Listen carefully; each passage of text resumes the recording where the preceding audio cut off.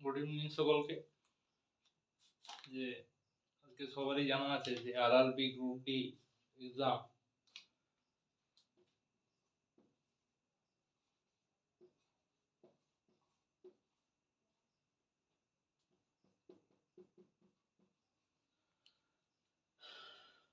RRB group D এক্সামের আজকে কেটে হিয়ারিং ছিল। সেখানে আইটিআই আর নন আইটিআই নিয়ে এখনো ড্রামা আজকে ভেবেছিলাম শেষ হয়ে যাবে, but drama 4 November 2025 final verdict আসবে কেটের। এখন বিষয় হচ্ছে আরআরবি গ্রুপ ডি যে এক্সাম 17 নভেম্বর ডিক্লারেশন দিয়েছিল সেটা ক্যান্সেল হয়নি, নট ক্যান্সেল,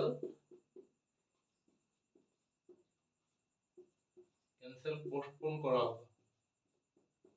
কতদিন পর্যন্ত পোস্টপোন থাকবে? যতদিন পর্যন্ত না 4 নভেম্বর কেটের ফাইনাল ভার্ডিক্ট আছে। 4 নভেম্বর 2025 যে রায়ের উপরে ভিত্তি করে আইটিআই আর নন আইটিআই দের ভবিষ্যৎ। আপাতত এটুকু বলে রাখি যে আরআরবি গ্রুপ ডি এক্সাম সেটা আজকে কেটের হিয়ারিং ছিল। সেখানে 4 নভেম্বর 2025 যে ফাইনাল ভার্ডিক্ট যতদিন না পর্যন্ত আসছে ততদিন পর্যন্ত আরআরবি তার এক্সাম প্রসিডিওর পোস্টপোন করে রাখবে। বিষয়টা হচ্ছে যে এখানে আরআরবি কিছু দোষ আছে। আরআরবি কিরকম কতগুলো ফল্ট আছে সবারই জানা, যে দিল্লি হাইকোর্ট যখন নোটিফিকেশনের উপর স্টে দিয়েছিল, তারপরে অ্যাপ্লিকেশন স্ট্যাটাস সবাই দেখেছো যে অ্যাপ্লিকেশন স্ট্যাটাস তার কিছুদিন পরে অ্যাপ্লিকেশন স্ট্যাটাস দিয়েছিল। এই যে অ্যাপ্লিকেশন স্ট্যাটাস তারপরে কি হলো? কোর্ট অফ কন্টেম্পট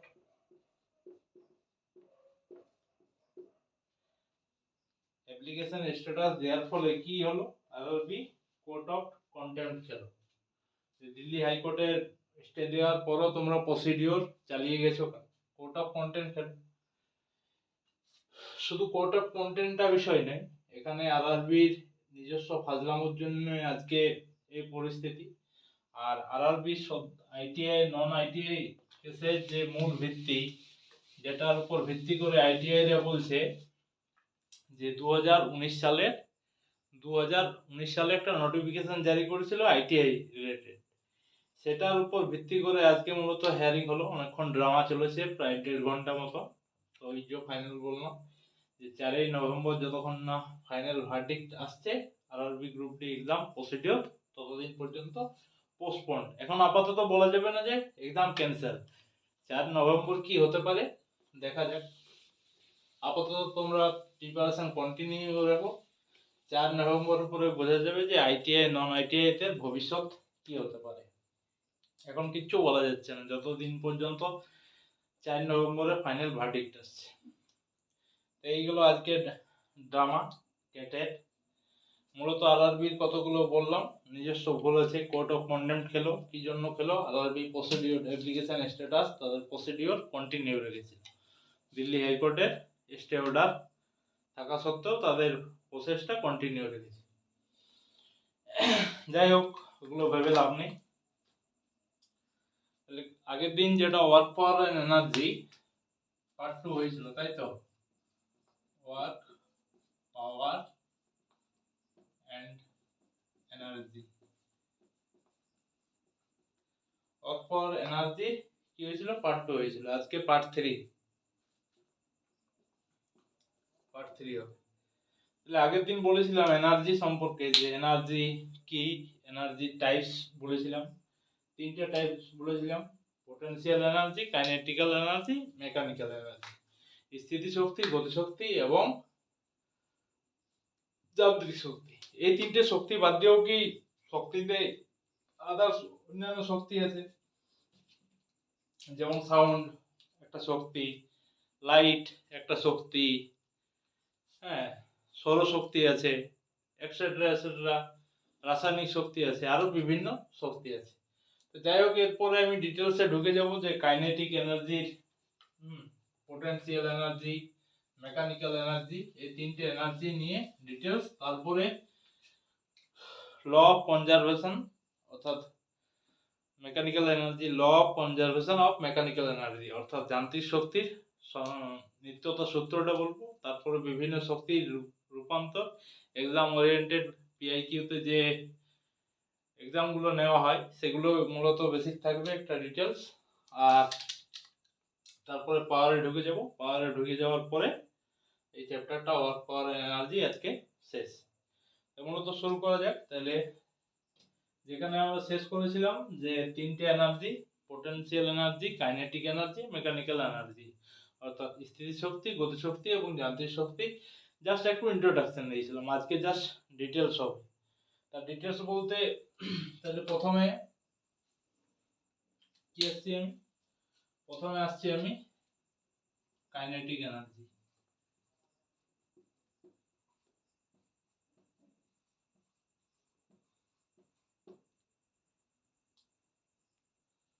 অর্থাৎ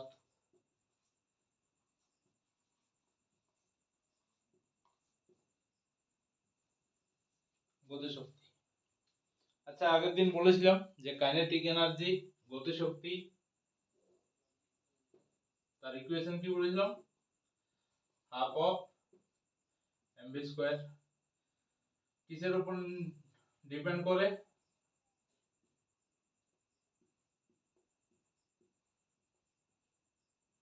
ডিপেন্ডস, কিসের উপর নির্ভর করে, mass and velocity. Mass and velocity অর্থাৎ বস্তুর ভর এবং বেগের উপর নির্ভর করে। কি বললাম, কাইনেটিক এনার্জি, কাইনেটিক এনার্জির সমীকরণ কি হলো, সমীকরণ হাফ অফ এমভি স্কয়ার। আগের দিনই বলেছিলাম যে কাইনেটিক এনার্জি কিসের উপর নির্ভর করে, বস্তুর মাস এন্ড ভেলোসিটি অর্থাৎ বস্তুর ভর এবং বেগের উপর নির্ভর করে। আচ্ছা, এখান থেকে কোশ্চেন আছে, ধরো এই যে হাফ অফ ভি স্কয়ার, ভিটা যদি দ্বিগুণ করা হয়, ভিটা যদি বস্তুর বেগটাকে যদি ডবল করা হয়, তাহলে কাইনেটিক এনার্জি, গতিশক্তির কি পরিবর্তন হবে? আচ্ছা, ভি এর মান যদি আমি এখানে 2 করে দিই, ভি এর মান যদি এখানে 2 করতে, তাহলে 2 এর স্কয়ার কি হবে, 4। তাহলে কাইনেটিক এনার্জি কি হবে, পরিবর্তন। আমি বস্তুর বেগকে আমি কি বললাম, দ্বিগুণ করে দিলাম,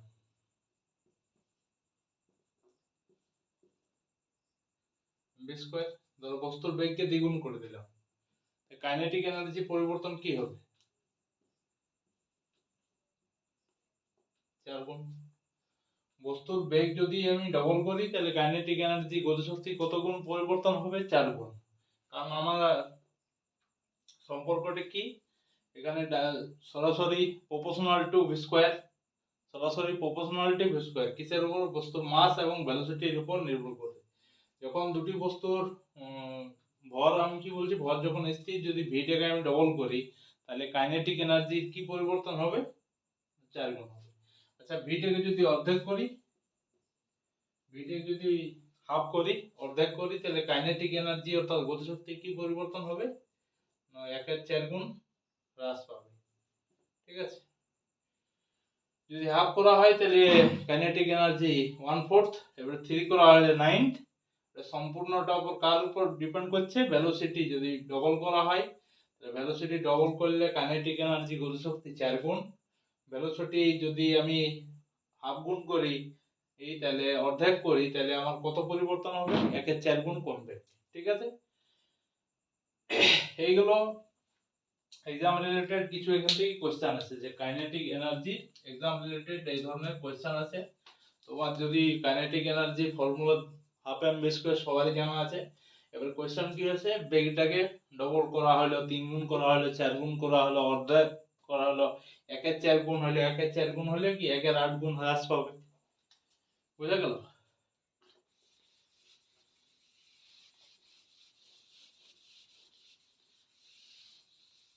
এরপরে আসছে আমি যেটা কনসেপ্ট আছে, সেটা হচ্ছে ভরবেগ।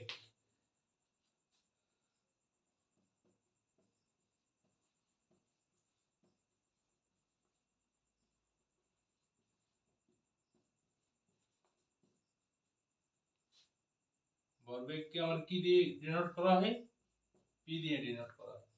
ভরবেগকে কি দিয়ে ডিনোট করা হয়? পি দিয়ে। আচ্ছা, ভরবেগের সমীকরণ কি? বলবো মাস ইনটু ভেলোসিটি অর্থাৎ এমভি। ভরবেগকে কি দিয়ে ডিনোট করা হয়? পি দিয়ে ডিনোট করা হয়। মোমেন্টাম, ভরবেগ সমান কি? Mass into velocity. আচ্ছা, মাস ইনটু ভেলোসিটি, তাহলে এটা কোন কোয়ান্টিটি? স্কেলার কোয়ান্টিটি না ভেক্টর কোয়ান্টিটি? স্কেলার কোয়ান্টিটি না ভেক্টর কোয়ান্টিটি? মাস কি কোয়ান্টিটি? স্কেলার। ভেলোসিটি কি কোয়ান্টিটি? ভেক্টর। তাহলে একটা স্কেলার একটা ভেক্টরের প্রোডাক্ট কি হবে? বলা হয় ভেক্টর হবে, ভেক্টর কোয়ান্টিটি। দেন আসছে মোমেন্টাম। মোমেন্টাম বা ভরবেগের এসআই একক কি? সিজিএস একক কি? এসআই একক কি? সিজিএস একক কি? এসআই একক আর সিজিএস একক। বলের কি? কেজি মিটার পার সেকেন্ড, আর সিজিএস একক গ্রাম সেন্টিমিটার পার সেকেন্ড। আচ্ছা, এর মাঝে একটা কিছু কথা ছিল, কালকে একজন কমেন্ট করেছিল। তো কমেন্টটা বলছে লাইভ স্ট্রিমিং চলছিল, তো তাই লাইভ স্ট্রিমিং চলাকালীন হঠাৎ করে কমেন্ট করেছি, আমি পরে লক্ষ্য করেছি যে আমার টোটালি 1 ঘন্টা ওয়েস্ট হলো। আরে, আরেকটা কনসেপ্টগুলো খুব ইজি। তাকে আমার দুটো কোথাও বলার আছে যে কনসেপ্টগুলো ইজি আর 1 ঘন্টা টাইম ওয়েস্ট হলো। ভাই, প্রথমত বলি, তুমি বিনা নিমন্ত্রণে বিয়ে বাড়িতে যাবে, ঠিক আছে? এক তো বিনা নিমন্ত্রণে বিয়ে বাড়িতে আসিছ, তারপরে মাংস খাবে 5 পিস, এরপর বলবে মাংসটা সিদ্ধ হয়নি। আরে ভাই, মাংসটা যদি সিদ্ধ না হয় আর বিনা নিমন্ত্রণে খেতে এসছো, ঠিক আছে, মাংসটা যদি না সিদ্ধ হয় তুমি 1 পিস খাইয়ে ছেড়ে দাও, আর খাওয়ার কি দরকার ছিল? তুমি গলা ভর্তি করে 5 পিস মাংস খাই নিলে, তারপরে বলছে মাংসটা সিদ্ধ হয়নি। ঠিক সিমিলারলি সেই কথাটাই তোমাকে বলছি ভাই, তোমার কনসেপ্টগুলো যখন এত ইজি তোমার কাছে, তুমি লাইভ স্ট্রিমিং চলাকালীন লিভ নিতে পারতে তো? তোমাকে কন্টিনিউ আমি করতে বলেছি? এই ফাজলামগুলো বন্ধ করো, ঠিক আছে? তোমরা কি উদ্দেশ্য নিয়ে কমেন্টগুলো করো সেটা আমার জানা আছে, এই ফাজলামগুলো বন্ধ করো। সবাইকে যদি যে কমেন্ট করেছে তার বয়স কত যদি বলা হয়, সবাই আসবে, যাই হোক, কোনো বিষয় নেই। বিষয়টা হলো যে সবারই জানা আছে RRB group D exam 10th standard, নিশ্চয়ই 10th স্ট্যান্ডার্ডের যে কনসেপ্ট থাকবে তারই হবে। এবার এক্সাম ওরিয়েন্টেড কি না সেটা পিআইকিউ দেখলেই বোঝা যাবে যে এক্সাম ওরিয়েন্টেড কিনা, ঠিক আছে? আমার কিছু বলার দরকার নেই। যাই হোক, ছাড়ো, যাদের কমেন্ট করার তারা করে যাবে।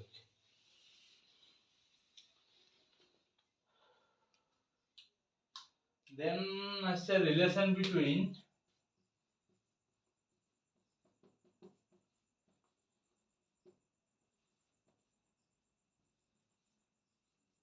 কাইনেটিক এনার্জি এন্ড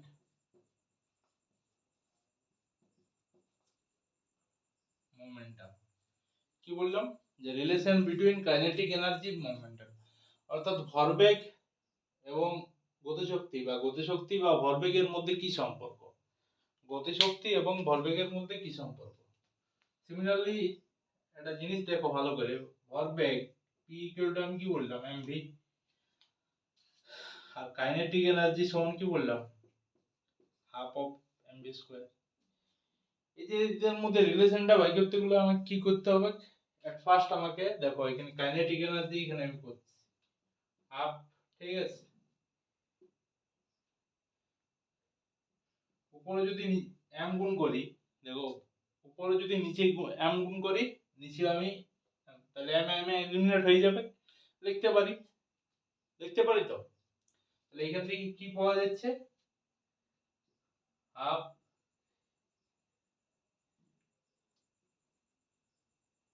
mv তার হোল স্কয়ার বাই m।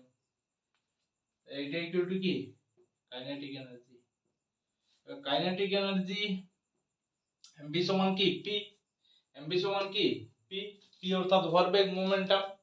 তাহলে এখানে লিখতে পারি যে p square by 2m, p square by 2m। তাহলে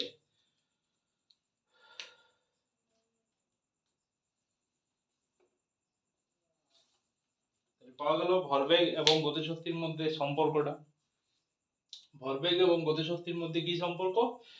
গতিশক্তি সমান ভরবেগের স্কয়ার বাই 2m।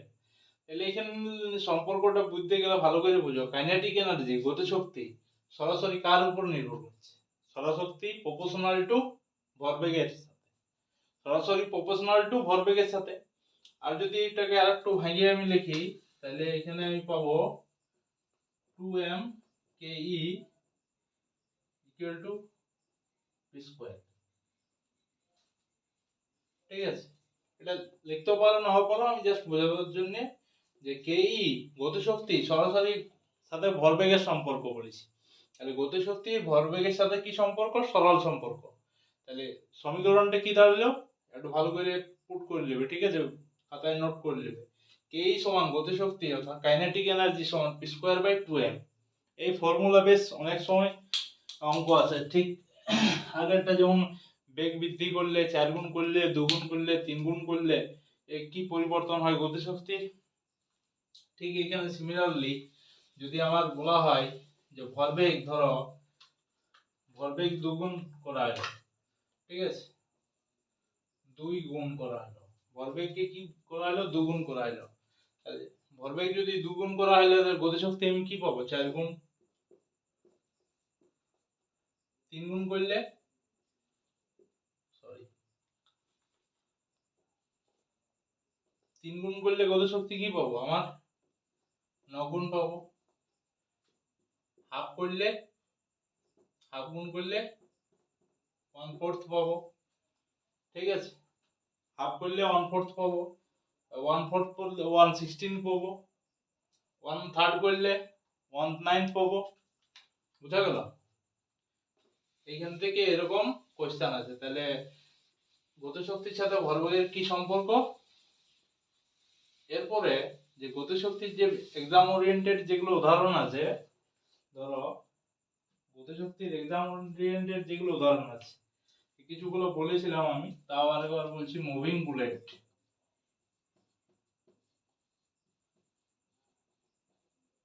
যে বুলেটের গতি, যে বুলেটের গতি, ঠিক আছে, বুলেট যখন বন্দুক থেকে ছোড়া হয় সেই মুহূর্তে, বুলেট যখন বন্দুক থেকে ছোড়া হয় তখন তার ভেলোসিটি কি থাকে? High, high velocity.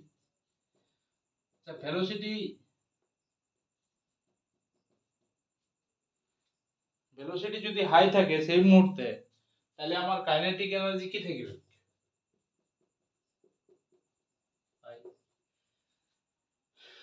তাহলে একটা মোস্ট কমন উদাহরণ যে মুভিং বুলেট অর্থাৎ বন্দুকের গুলির গতি, যার গতিশক্তি সর্বোচ্চ, যার গতিশক্তি সর্বোচ্চ। কেন এখানে সর্বোচ্চ? কারণ তার ভেলোসিটিটা হাই থাকে, তার বেগটা সর্বোচ্চ থাকে, তখন তার গতিশক্তি কি?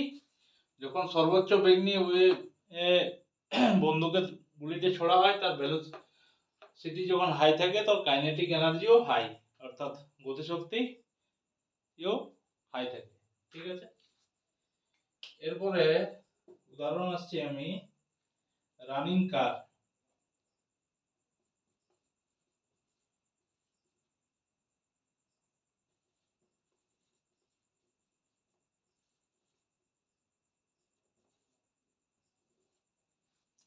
রানিং কার বা ট্রেন।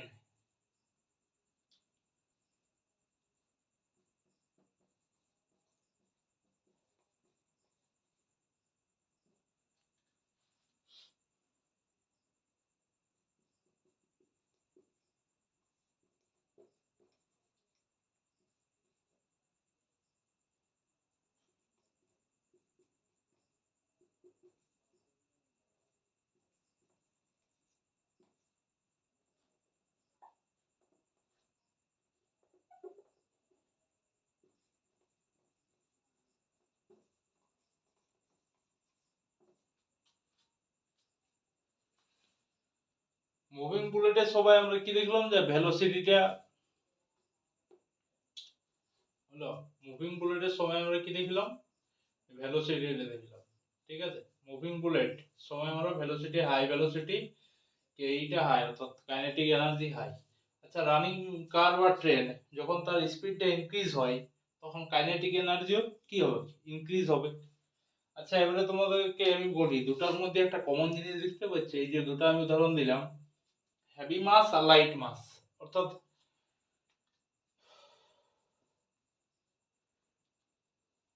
গুলির ভরটা ধরো বেশি, আচ্ছা ভারী গুলি আর একটা বেশি ভারী গুলি, ঠিক আছে, একটা ভারী গুলি আর একটা বেশি ভারী গুলি, আর একটা কি বললাম হেভি মাস আর লাইট মাস। এটার মধ্যে তোমরা কি সম্পর্ক খুঁজে পেতে পারছো যে লাইট মাস, হেভি মাস আর ভারী গুলি আর হালকা গুলি কার গতিশক্তি বেশি হবে? এটা তোমরা আমাকে ক্লাসের লাস্টে বলবে, ঠিক আছে? ক্লাসের লাস্টে বলবে বা তোমরা কমেন্টে করতে পারো কার ভ্যালু কাইনেটিক এনার্জি, কার গতিশক্তি বেশি হবে বা কার কাইনেটিক এনার্জি বেশি হবে, ঠিক আছে? তাহলে এই হলো দুটো উদাহরণ।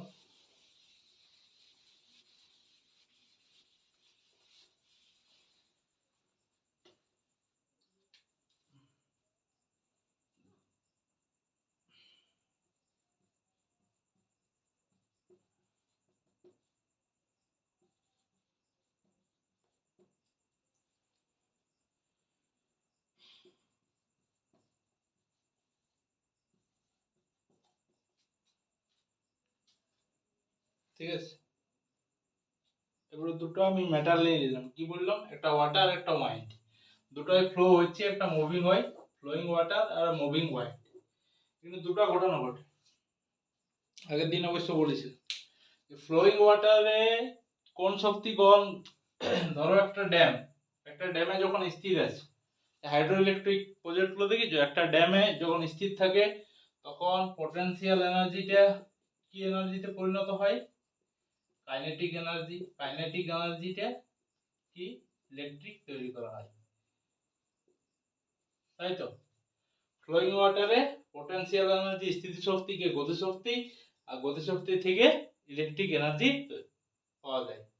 এবার মুভিং ওয়াইন্ড, মুভিং ওয়াইন্ড কিন্তু কি দেখা যায়,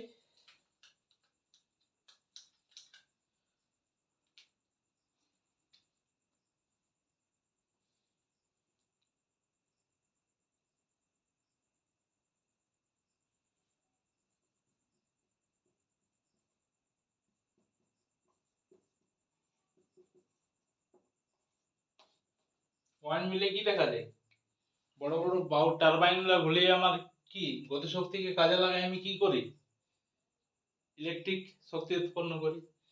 ফ্লোয়িং ওয়াটার হলো কাইনেটিক এনার্জির উদাহরণ, মুভিং ওয়াইন্ড কাইনেটিক এনার্জির উদাহরণ। দেখো এখানেও ফ্লোয়িং ওয়াটারে যে পটেনশিয়াল এনার্জি অর্থাৎ স্থিতি শক্তিকে আমরা কাইনেটিক এনার্জি, সেই কাইনেটিক এনার্জি থেকে ইলেকট্রিক উৎপন্ন করছি। আবার মুভিং ওয়াইন্ডে কাইনেটিক এনার্জিকে গতিশক্তি থেকে আমরা বিদ্যুৎ শক্তি উৎপন্ন করছি। এখানেও গতিশক্তি থেকে বিদ্যুৎ শক্তি, তার আগে দেখবি স্থিতি শক্তিটা গতিশক্তিতে রূপান্তর হয়েছে, গতিশক্তি থেকে আবার বিদ্যুৎ শক্তি রূপান্তর হচ্ছে। এখানেও মুভিং ওয়াইন্ডে কি গতিশক্তি কাজে লাগাই আমার কি ইলেকট্রিক শক্তি বা বিদ্যুৎ শক্তি আমরা তৈরি করছি।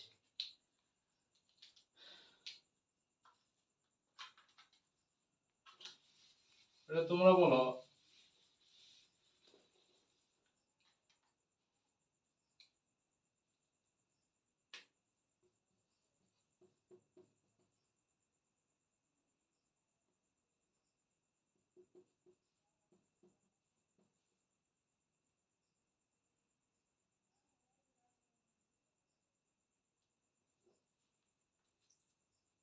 এখানে কি হবে, রোটেশন ফ্যান অর্থাৎ পাখা ঘুরছে, এখানে উল্টা জিনিস। হ্যালো, এখানে ইলেকট্রিক শক্তিকে আমরা কাজে লাগাই, কিসে কনভার্ট হচ্ছে, কাইনেটিক এনার্জি তো গতি শক্তিতে রূপান্তর, রোটেশন ফ্যান। আরেকটা উদাহরণ আছে সাইকেল রাইডিং, সাইকেল রাইডিং, এগুলো বেশ কিছু উদাহরণ কাইনেটিক এনার্জি।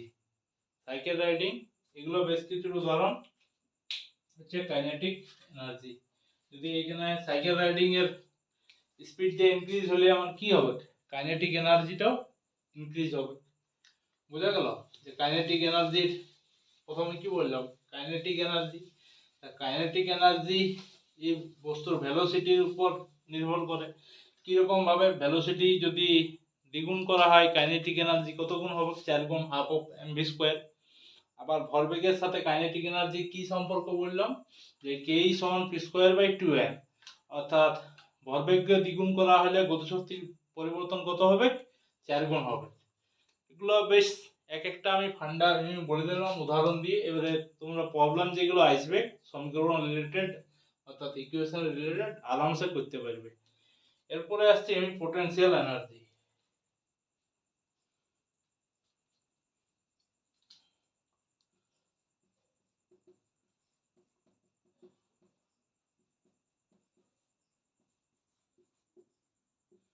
অর্থাৎ স্থিতি শক্তি।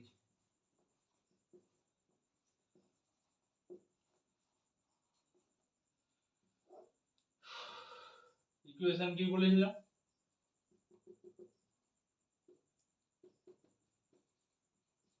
এমজিএইচ কিসের উপর ডিপেন্ড করবে, হাইটের উপর।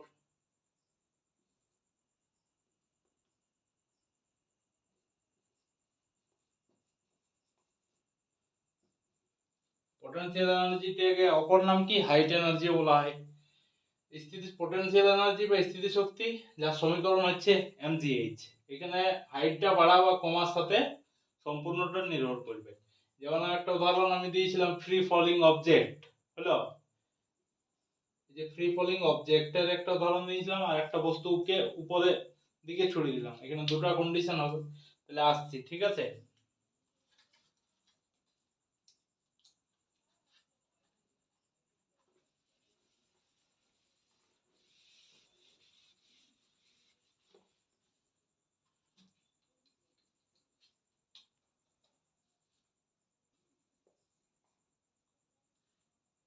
ধরো আমি একটা বস্তুকে উপর দিকে ছুড়লাম, ঠিক আছে।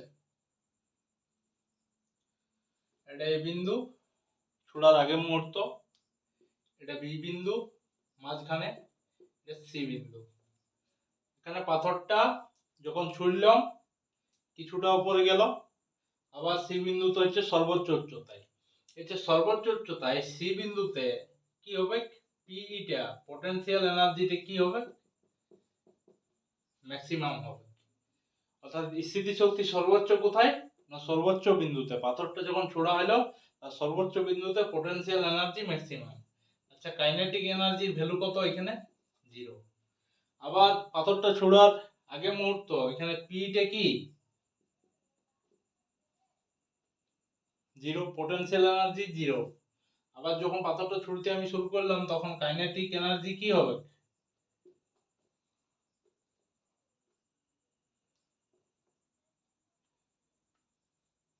ম্যাক্সিমাম। ঠিক আছে, আর এখানে হাফ পি আর হাফ কে। ঠিক সি বিন্দু থেকে যখন আমি এটা পাথর নিচের দিকে অবাধে পতনশীল বস্তুর ক্ষেত্রে আমার কি হবে, এটা এ বিন্দু, তখন এটা বি বিন্দু, এটা সি বিন্দু। এক্ষেত্রে কি হবে,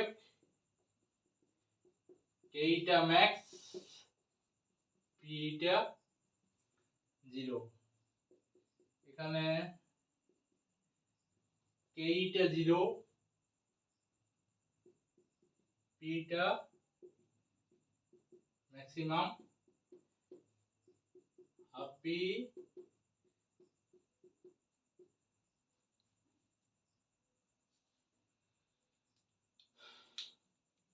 এখানে বুঝা গেল। দুটো পোটেনশিয়াল এনার্জির ক্ষেত্রে এই উদাহরণটা সবথেকে বেশি মনে রাখবে, যে একটা বস্তুকে যখন আমরা উপরে ছুড়বো, আর একটা হচ্ছে ফ্রি ফলিং অবজেক্ট। এটা অভিকর্ষের বিপরীতে যখন একটা বস্তুকে ছুড়বো, আর একটা অভিকর্ষের টানে যখন নিচের দিকে একটা বস্তু পড়বে। তাহলে এখানে দেখো সর্বোচ্চ উচ্চতায় স্থিতি শক্তি কি, সর্বোচ্চ ম্যাক্সিমাম, গতিশক্তি কি 0। আর যখন ঠিক ছোড়ার আগের মুহূর্তে কি পিটা পোটেনশিয়াল এনার্জি স্থিতি শক্তি 0 এই বিন্দুতে, আর কে ই কাইনেটিক এনার্জি গতি শক্তি ম্যাক্সিমাম, মাঝখানে হাফ পি হাফ কে ই, অর্থাৎ অর্ধেক স্থিতি শক্তি আর অর্ধেক গতি শক্তি। তাদের যোগফল যদি করা হয় আমার কি হবে? তাদের যোগফল করা হলে কি হবে? ধ্রুবক কনস্ট্যান্ট থাকবে, এক পাওয়া যাবে।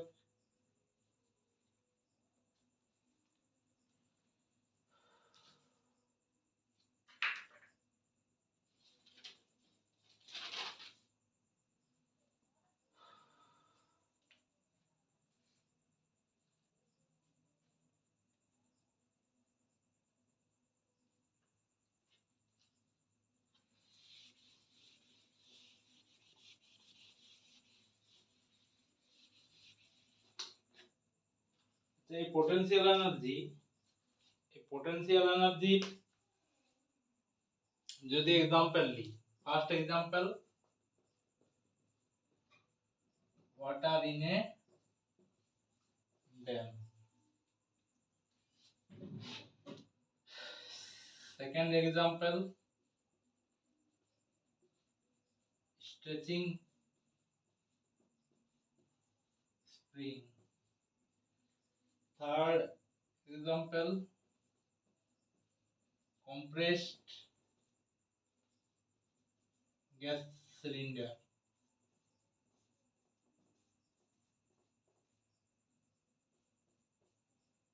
fourth example stretch a bow.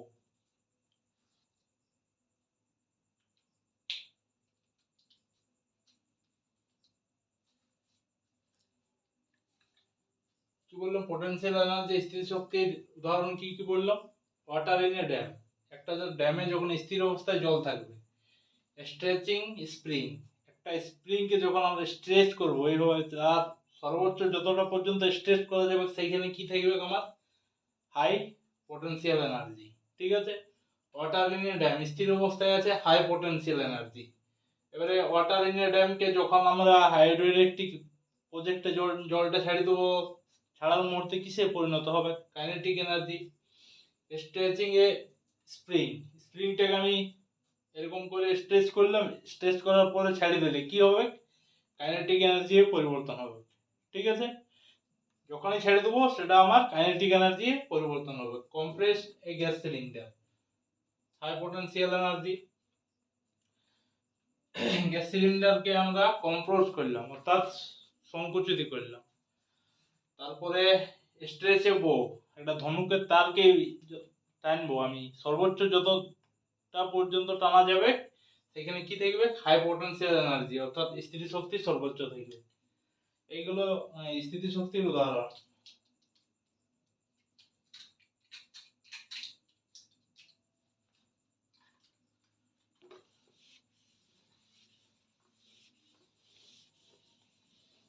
এরপরে মেকানিক্যাল এনার্জি আসার আগে একটা কথা বলার আছে, যে আমি শুরুতেই বলেছিলাম এনার্জি যখন শুরু করেছিলাম যে এনার্জিকে সৃষ্টি বা ধ্বংস করা যায় না। Energy neither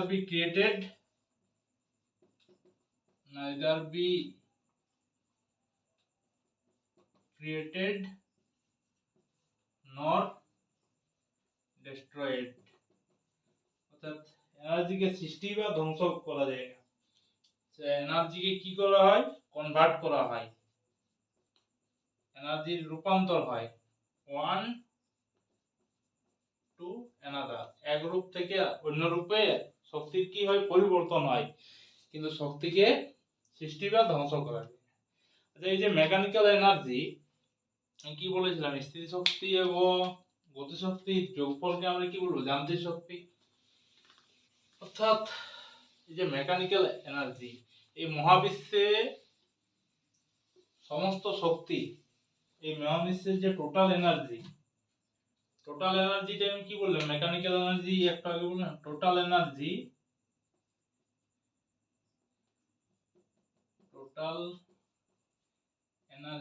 in universe is constant.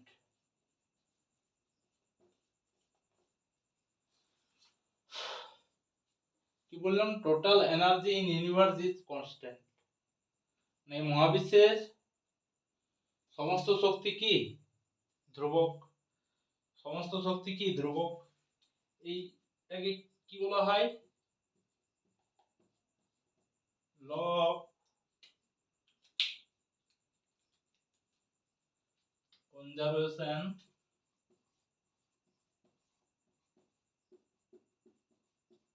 Of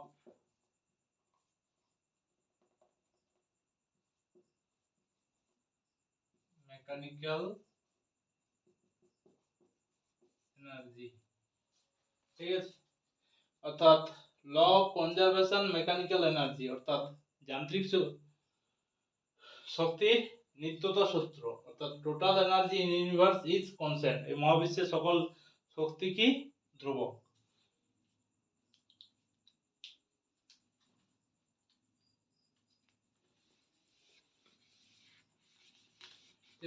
law of conservation of mechanical energy, এখানে আমি মেকানিক্যাল এনার্জি করার আগে কি বলেছিলাম যে potential energy and kinetic energy, অর্থাৎ স্থিতিশক্তি এবং যান্ত্রিক শক্তির যে যোগফল সর্বদা ধ্রুবক, তাকে আমরা কি বলেছিলাম?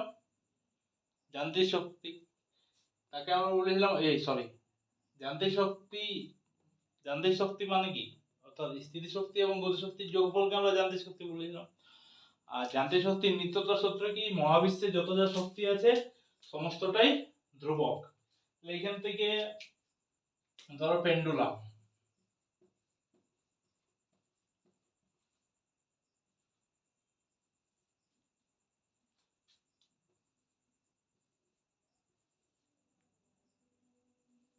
আগের দিন বলেছিলাম যে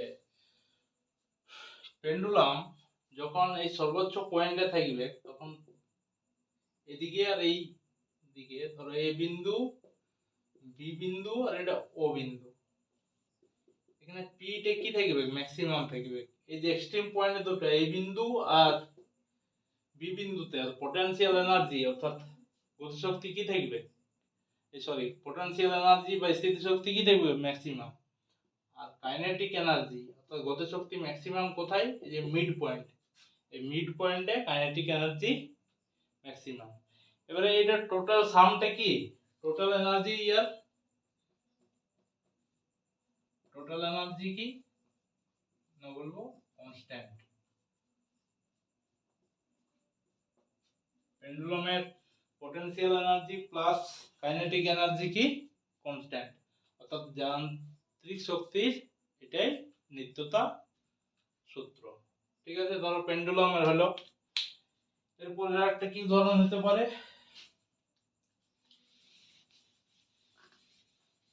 বো এন্ড অ্যারো, অর্থাৎ ধনুক এবং তীর।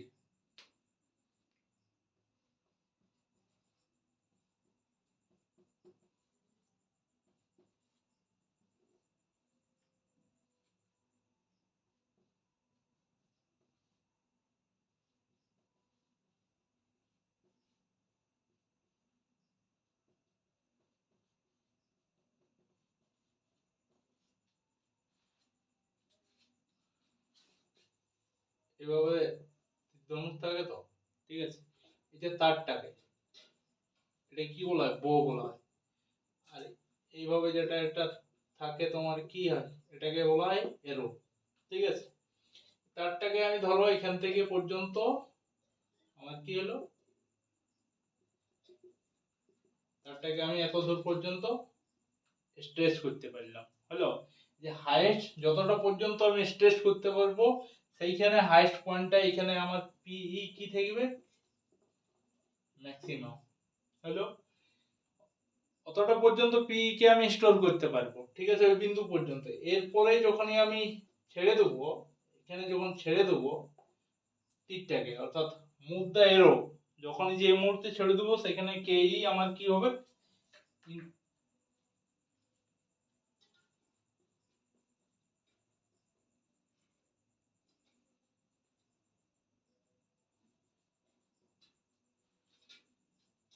বুঝা গেল?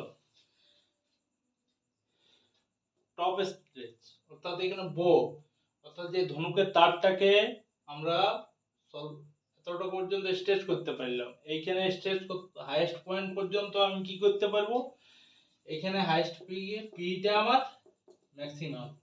তারপরে কি হবে, যখনই আমি ছেড়ে দেবো সেটা কিসে কনভার্ট হয়ে যাবে, পোটেনশিয়াল এনার্জিটা কাইনেটিক এনার্জি, আর টোটাল এনার্জিটা এখানেও কনস্ট্যান্ট।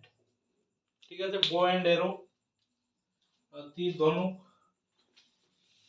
পেন্ডুলাম হলো, তীর ধনুক হলো, আরেকটা কি উদাহরণ, ফ্রি ফল অবজেক্ট, আরেকটা কি আছে,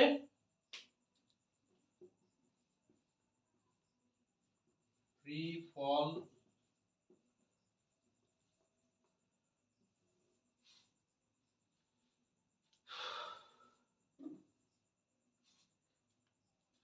আমি ডাইরেক্টলি বলে দিয়েছিলাম। ঠিক আছে, এখানে দেখো একটু ব্যাখ্যা করে বলছি। ধরো এই বিন্দুতে আমার একটা বস্তু আছে, ঠিক আছে, এই বস্তুটাকে আমি এই বিন্দু থেকে আমি ছেড়ে দিলাম, কিছুটা দূরত্ব বলে বি বিন্দুতে আসবে, তারপরে এসে ভূপৃষ্ঠে স্পর্শ করবে সি বিন্দুতে।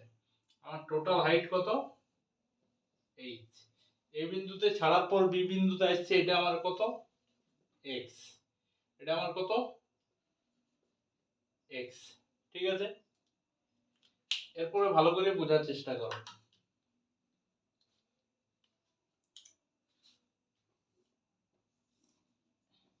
এ বিন্দু, বি বিন্দু, সি বিন্দু, পিই আর কে। কি বললাম, যে একটা ফ্রি ফল অবজেক্ট আছে, ফ্রি ফল অবজেক্টটা এ বিন্দুতে পি কত, আগেই বলেছিলাম যে এ বিন্দুতে কি হয়, যে পোটেনশিয়াল এনার্জি ফর্মুলা কি, mgh। এ বিন্দুতে যখন থাকবে তখন কাইনেটিক এনার্জি কি, জিরো, তখন কাইনেটিক এনার্জি কি, জিরো। আচ্ছা, সি বিন্দুতে আমার কি পোটেনশিয়াল এনার্জি, জিরো। এখানে কাইনেটিক এনার্জি এর ফর্মুলা কি, সি বিন্দুতে দেখো এইটা আমার h মাইনাস x, এটা যদি পুরোটা h হয় তাহলে এটা কি আমার h মাইনাস x, অর্থাৎ এই বি বিন্দু থেকে সি বিন্দু থেকে আমার পড়বে উচ্চতাটা কত, h মাইনাস x। এবার ভালো করে লক্ষ্য করো যে কাইনেটিক এনার্জি তার ফর্মুলা কি বলেছিলাম, half of mv square, half of mv square, v square minus c square.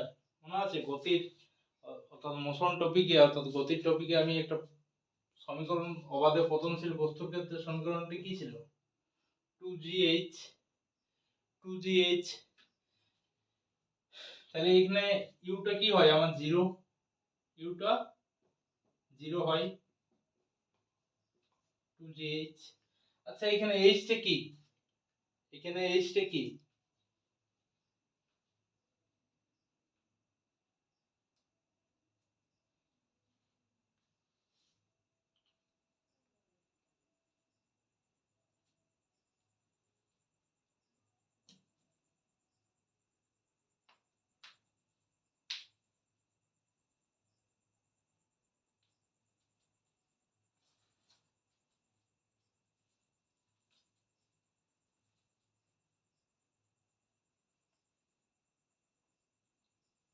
তাহলে v স্কয়ার সমান আমরা কি পেলাম, 2gh পেলাম। তাহলে এখানে হাফ সমান m ইনটু 2gh, 2gh। আচ্ছা এই যে 2gh,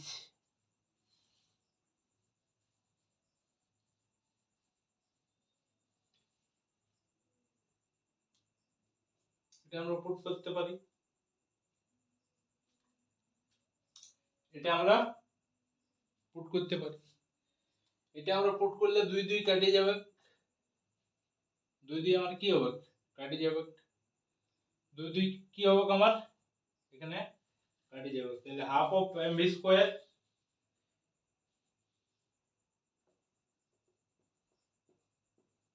সমান আমরা কি লিখতে পারি এখানে, mgh।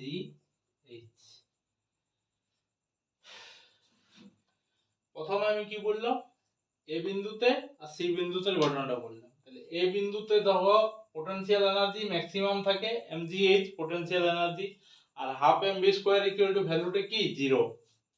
আচ্ছা সি বিন্দুতে মানে কি এখান থেকে এই যে h উচ্চতা নিচে নামে এলো, ঠিক আছে, এখান থেকে h উচ্চতা নিচে নামে এলো। এইখানে আমি কি বলেছিলাম, যখন h উচ্চতা নিচে নামে আসবে গবাদে পতনশীল বস্তুর ক্ষেত্রে গতির সমীকরণ কি বলেছিলাম, b square minus a square সমান 2gh। তাহলে এখানে ইউটা 0, তাহলে b স্কয়ার সমান 2gh পাইলাম। তাহলে b স্কয়ারের মানটা 2gh এখানে পুট করে দিলাম, তাহলে 2 2 কাটে গেল, mgh পাই গেলাম, হলো। তাহলে mgh এখানে এই মানটা আমি কি পেয়ে গেলাম, mgh, হলো। তাহলে এখান থেকে দেখো যে মোট যান্ত্রিক শক্তি এখানে কি হবে, mgh। এখানে মোট যান্ত্রিক শক্তি কি পেলাম, mgh। এবার ভালো করে একটা জিনিস লক্ষ্য করো, বি বিন্দুতে স্থিতি শক্তি কি m ইনটু g। বি বিন্দুতে স্থিতি শক্তি কি m ইনটু g। এবার বলো এখানে বি বিন্দুতে দূরত্বটা কতটা অতিক্রম করতে হবে, বস্তুটা বি বিন্দু থেকে সি বিন্দুতে আসতে গেলে কতটা হাইট অতিক্রম করতে হবে, বলবে h মাইনাস x হাইট অতিক্রম করতে হবে। বুঝা গেল, h মাইনাস x হাইট অতিক্রম করতে হবে। তাহলে আমার স্থিতি শক্তি আমি পেয়ে গেলাম mg h মাইনাস x। এবার আবার এইখানে আমি সূত্রটা আসছি যে হাফ অফ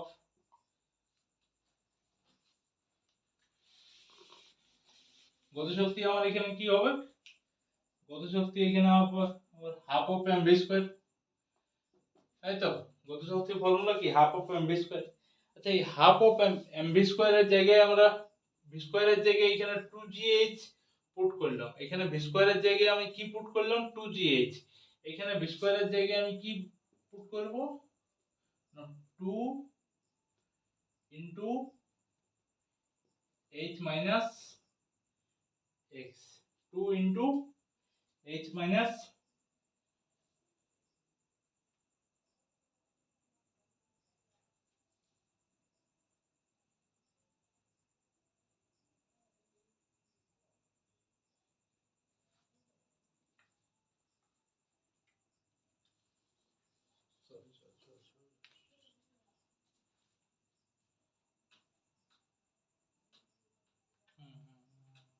সরি একটু ভুল হলো, যে বি বিন্দু থেকে সি বিন্দুতে আসতে গেলে এটার স্থিতি শক্তি আমার কি বি বিন্দুতে কতটা হাইট আছে h মাইনাস x, তাহলে mg into h minus x, বুঝা গেল স্থিতি শক্তি। কিন্তু গতি শক্তি, এখানে গতি শক্তিটা কোথা থেকে এলো, এ বিন্দু থেকে বি বিন্দুতে যখন আইলো বস্তুটা কতটা দূরত্ব অতিক্রম করলে x, তাহলে এখানে কি হবে হাফ m v স্কয়ারের জায়গায় আমি কি লিখবো 2gx, তাই 2 2 কেটে গেলে আমার পড়ে থাকবে mgx। তাহলে এখানে মানটা পুট করব mgx। এবারে দেখো দুটো যোগ করো, mgh minus mgx plus mgx কি পাবো mgh। তাই তিনটার ক্ষেত্রে মোট যান্ত্রিক শক্তি কি mgh mgh mgh। অর্থাৎ নিত্যত সূত্রটা ফ্রি ফল অবজেক্টের ক্ষেত্রে প্রমাণিত হলো যে যান্ত্রিক শক্তি সর্বদা ধ্রুবক থাকে। বুঝা গেল।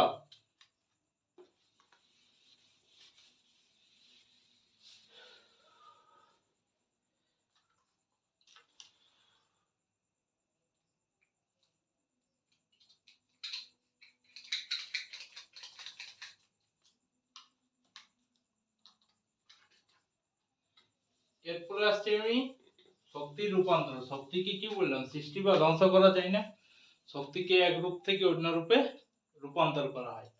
শক্তিকে যখন সৃষ্টি বা ধ্বংস করা যায় না, শক্তিকে এক রূপ থেকে অন্য রূপে রূপান্তর করা হয়, তাহলে সেই রূপান্তরগুলো one form to energy, one form to energy.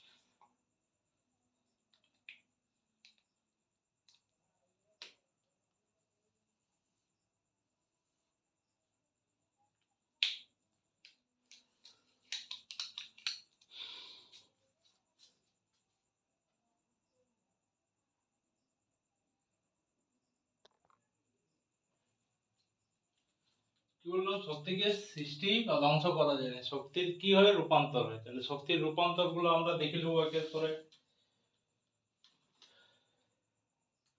First উদাহরণ হচ্ছে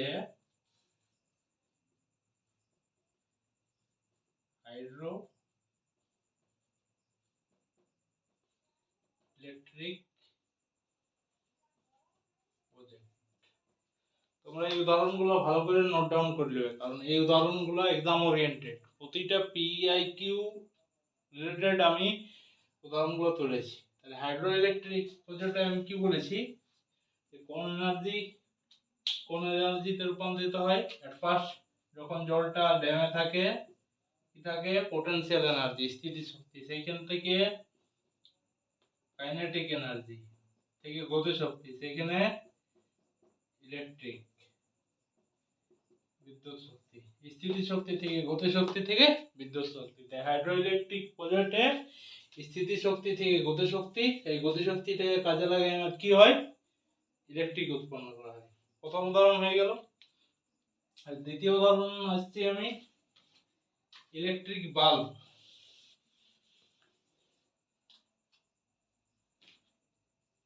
সেকেন্ড এক্সাম্পল আসছি আমি ইলেকট্রিক বাল্ব। আচ্ছা, ইলেকট্রিক বাল্বে কোন শক্তি থেকে কোন শক্তি রূপান্তর হয়? তাহলে ইলেকট্রিক বাল্ব জ্বালানোর জন্য কি লাগে? ইলেকট্রিক লাগে। তাহলে বিদ্যুৎ শক্তি, বিদ্যুৎ শক্তি থেকে আমরা কি শক্তি রূপান্তর করি? না বলবে light plus hit.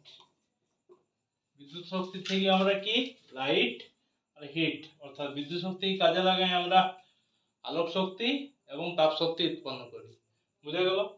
Electric bulb, hydro electric project. Then আসছে থার্মাল পাওয়ার প্ল্যান্ট। 3 নম্বর আসছে থার্মাল পাওয়ার প্ল্যান্ট, অর্থাৎ তাপবিদ্যুৎ কেন্দ্র। তাপবিদ্যুৎ কেন্দ্রে আমরা কি হিটটাকে কাজে লাগাই কি উৎপন্ন করি? ইলেকট্রিক। অর্থাৎ তাপ শক্তি থেকে বিদ্যুৎ শক্তি থার্মাল পাওয়ার প্ল্যান্টে আমার হয়। থার্মাল পাওয়ার প্ল্যান্টে তাপবিদ্যুৎ কেন্দ্রে কি হয়? তাপবিদ্যুৎ শক্তি থেকে বৈদ্যুতিক শক্তি আমরা উৎপন্ন করি। বুঝা গেল? 3 নম্বর থার্মাল পাওয়ার প্ল্যান্ট হয়ে গেল। এরপরে আসছি আমি solar cell.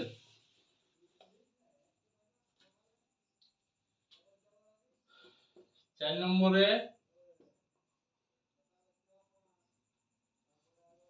Solar cell. Solar সেলে আমার কি হয়? সোলার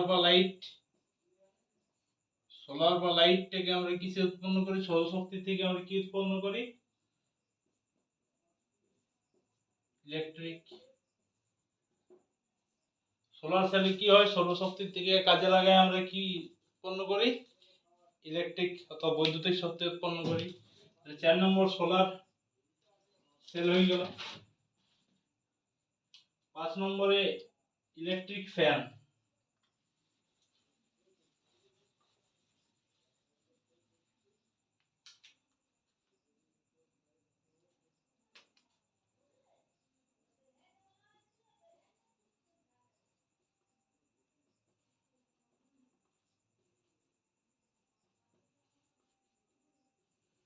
ইলেকট্রিক ফ্যান, ইলেকট্রিক ফ্যানে কি হয়?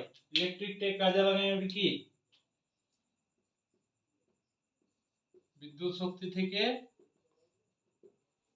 গতি শক্তি, কাইনেটিক এনার্জি। ইলেকট্রিক ফ্যান অর্থাৎ বিদ্যুৎ শক্তি থেকে গতি শক্তি। ইলেকট্রিক ফ্যান হয়ে গেল। এরপরে দুটো আসছে মাইক্রোফোন। একদিকে আমি মাইক্রোফোন, একদিকে লাউড স্পিকার। একদিকে মাইক্রোফোন আর একদিকে লিখছি লাউড স্পিকার।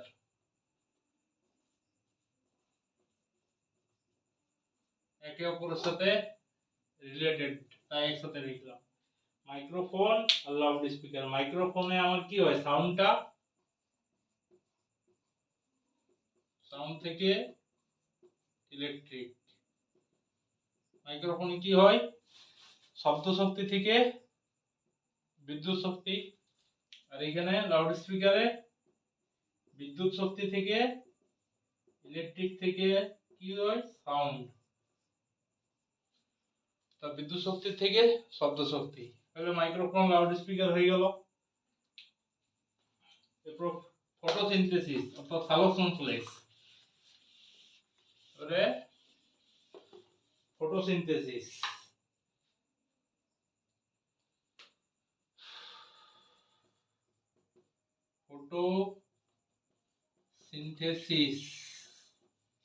ফটোসিনথেসিস অর্থাৎ সালোক সংশ্লেষ, ফটোসিনথেসিস অর্থাৎ সালোক সংশ্লেষ। তো এখানে কি হয়, সৌরশক্তি কাজে লাগা হয়, সোলার টু কেমিক্যাল, গ্লুকোজ উৎপন্ন করে, ঠিক আছে, গ্লুকোজ আর জল, কার্বন ডাইঅক্সাইড, ঠিক আছে। ফটোসিনথেসিস কি, সৌরশক্তি থেকে আমরা রাসায়নিক শক্তি। ব্যাটারি সেল,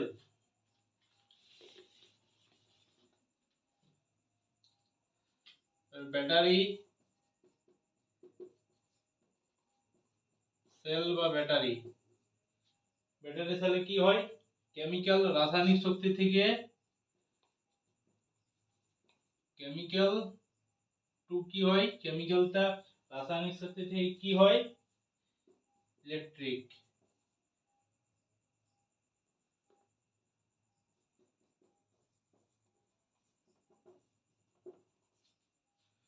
রাসায়নিক থেকে বিদ্যুৎ শক্তি, ব্যাটারি সেল হয়ে গেল। কার ইঞ্জিন,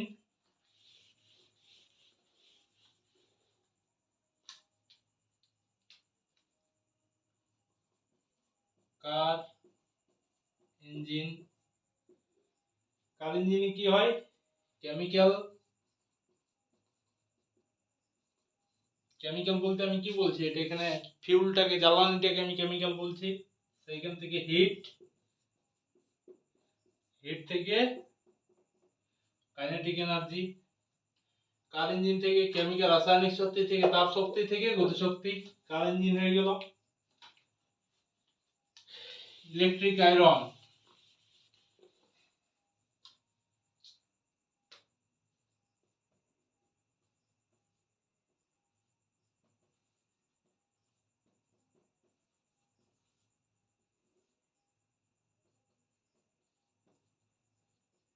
ইলেকট্রিক টু হিট অর্থাৎ বিদ্যুৎ শক্তি থেকে তাপ শক্তি, ইলেকট্রিক আয়রন হয়ে গেল উদাহরণ। এরপর লাস্ট হচ্ছে rocket,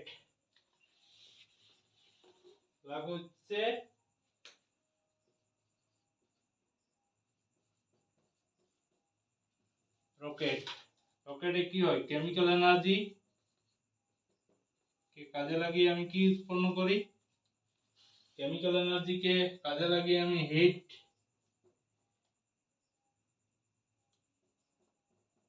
kinetic energy plus sound, chemical energy কে কাজে তাপ শক্তি, গতিশক্তি আর শব্দ শক্তি, রকেট হয়ে গেল। শক্তির যে আপেক্ষিক বাদ সূত্রের ধারণা কে দিয়েছিল, জাস্ট একটু বলি। শক্তির আপেক্ষিক বাদ সূত্রে কে ধারণা দিয়েছিল, না আলবার্ট আইনস্টাইন। সে একটা সমীকরণের কনসেপ্ট দিয়েছিল E = mc²। তাই আলবার্ট আইনস্টাইন শক্তির আপেক্ষিক বাদ অর্থাৎ ল অফ রিলেটিভিটি, মনে রাখবে, ল অফ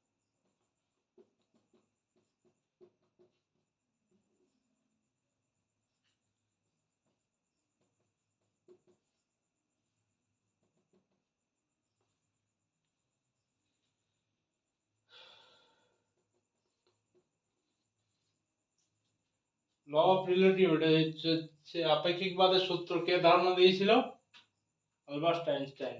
কি সমীকরণ, E = mc²। এবারে চলে আসছি আমি লাস্ট পার্ট, যেটা হচ্ছে পাওয়ার।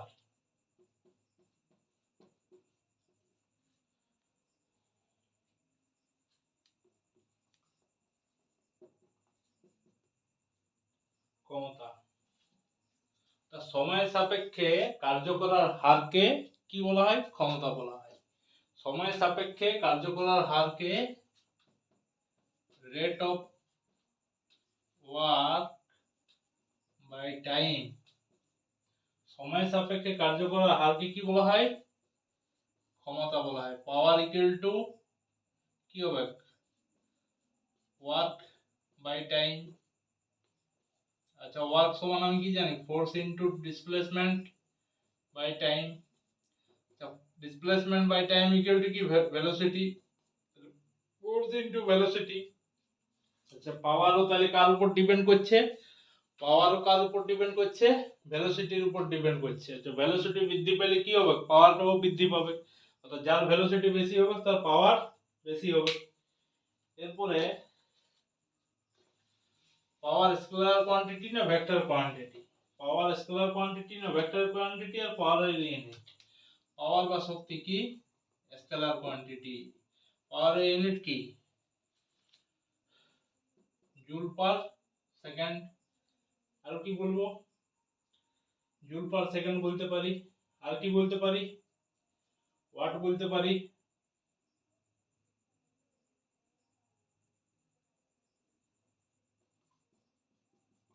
আর কি? এইচপি। 1 এইচপি সমান কত ওয়াট? 746 ওয়াট। আচ্ছা, 1 ওয়াট আওয়ার 1 ওয়াট আওয়ার সমান কত জুল? বলো। 1 ওয়াট আওয়ার সমান কত জুল? 1 ওয়াট আওয়ার সমান কত জুল? 1 ওয়াট সমান কত জুল?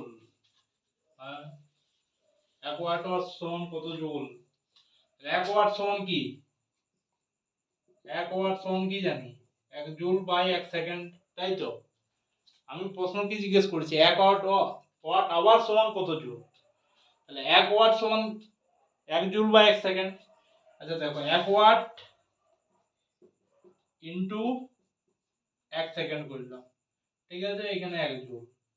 যে সেকেন্ডটাকে কনভার্ট করতে গেলে কি করব? 3600 দিয়ে ভাগ করব। তাহলে 1 বাই 3600 হয়ে গেল। আর এদিকে কি থাকলে? 1 ওয়াট হয়ে গেল। তাহলে এটা আওয়ারে কনভার্ট হয়ে গেল, সমান 1 জুল হলো। তাহলে 1 ওয়াট আওয়ার সমান কত জুল? 3600 জুল। 3600 টা গুণ হবে। 1 ওয়াট আওয়ার সমান কত জুল? 3600 জুল। অনেকবার কোশ্চেনটা পড়েছে। 1 ওয়াট আওয়ার সমান কত জুল? 1 ওয়াট আওয়ার সমান কত জুল? 3600 জুল। বুঝা গেল? আচ্ছা, মাঝখানে আমি একটা কোশ্চেন বলেছিলাম, ভারী বস্তুর গতিবেগ বেশি হবে না হালকা বস্তুর গতিবেগ বেশি হবে? তাই তো? ভারী বস্তুর গতিবেগ বেশি হবে না হালকা বস্তুর গতিবেগ বেশি হবে?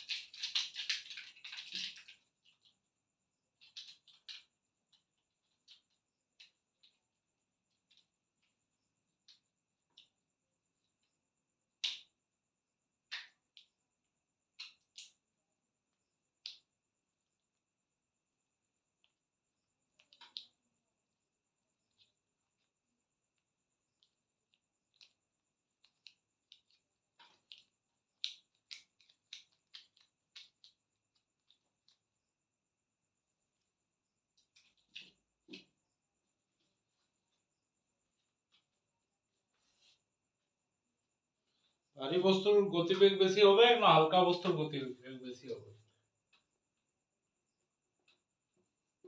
গতি শক্তি।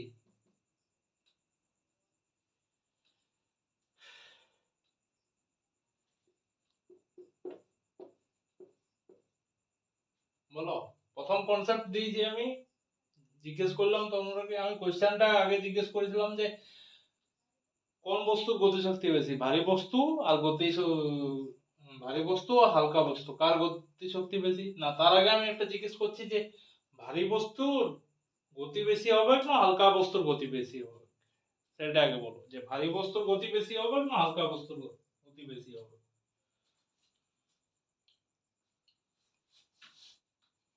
কি অবশ্যই কি বলবে? হালকা বস্তুর আমার গতিটা বেগটা বেশি, হালকা বস্তুর গতিবেগ বেশি হবে। এখানে দেখো একটা কনসেপ্ট আছে, গতিশক্তির ক্ষেত্রে কি তাই হবে? গতিশক্তি সরাসরি প্রপোর্শনালিটি কি?